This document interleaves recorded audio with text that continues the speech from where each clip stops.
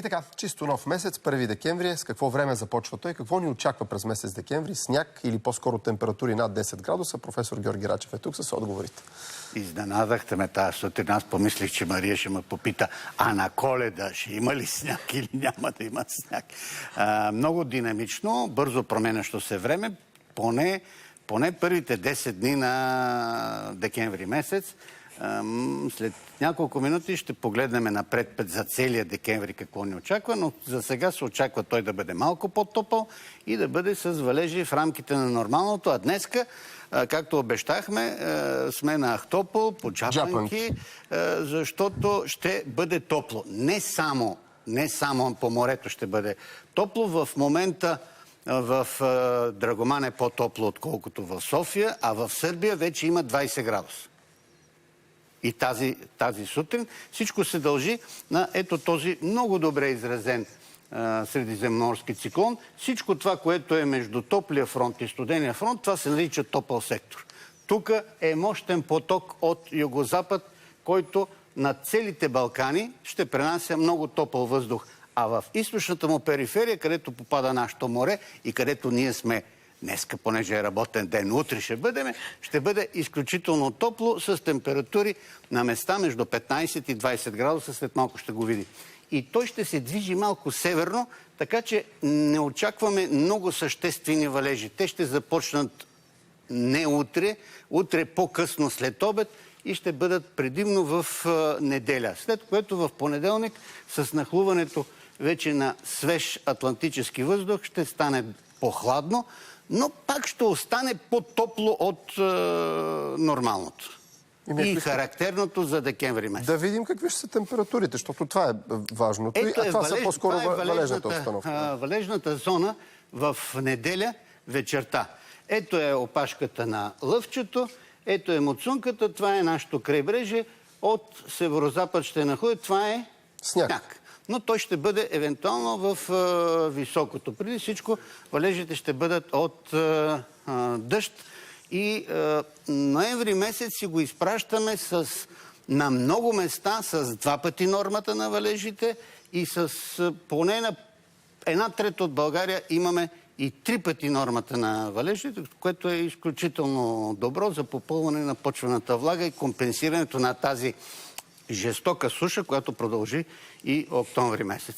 Айде по градовете, да видим сега и температурите. Започваме с София. София, това е София. Обръщам внимание на тези места, които днес ще имат мъгли. При тях температурите няма да стигнат 15 градуса. Те ще бъдат поне 5-7 градуса по-ниски. Това е типичното, но пак ние се разминахме с мъглите, разминахме се с сланите и затова и дърветата пострадаха, защото листата не можаха да окапят.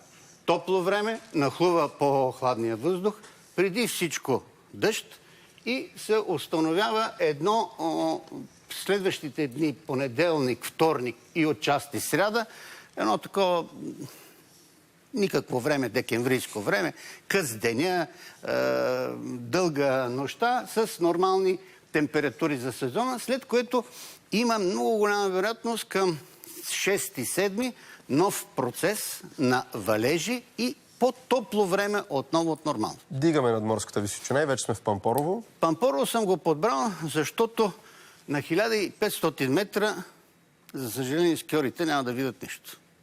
И в момента на Моргаш, на Черни връх е почти толкова топло, колкото е в София. Там е югозападният вятър. Ето го югозападния вятър, то се вижда много добре. И тук с нахлуването от север на по-хладен въздух, евентуално валежи, но за съжаление до 1500 метра в Боровец е същото положение. Чак високо горе Маркоджиците, над 2000 метра, евентуално може да се създадат следващите 2 седмици условия за качествени ски. Там, където хората се размъщаха за джапанки по морето. Ето ги джапанките. Седат си тук, 20 или 19 градуса. То ще бъде много готино бански и обаче с бутушки, защото е доста студено морето. Но Австралия е много далече и там хората просто посрещат Коледа на плажа, което е много красиво. Силни ветрове ще има в Бургас. Това е задължително, особено югозападния пренос утре. ще повиши точно температурите, след което 8, 7, 9 градуса, това е нормално за морето. Да видим сега и Русе и Плевен. Русе същото положение. Това са местата, които са чувствителни към фиона, този югозападен вятър, който е характерен за подветрените склонове на българските планини. И ето го захлаждането неделя срещу понеделник, където вече може да очакваме и близки температури до нула. Това, че нямаме отрицателни температури, все пак продължава да показва, че ние сме в топла фаза. След малко ще се види.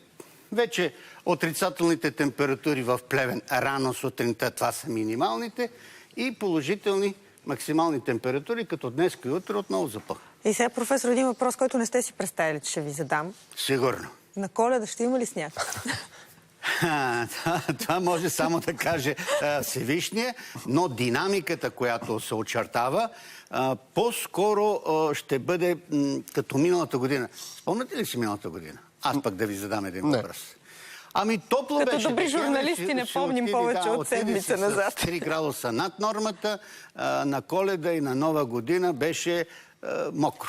Нямаше сняг. Аз си спомням, бях в Банско. Нямаше сняг, да. Беше студено в вечерта. Така е вечерно времето, при 9 часа ден и слънце под 30 градуса.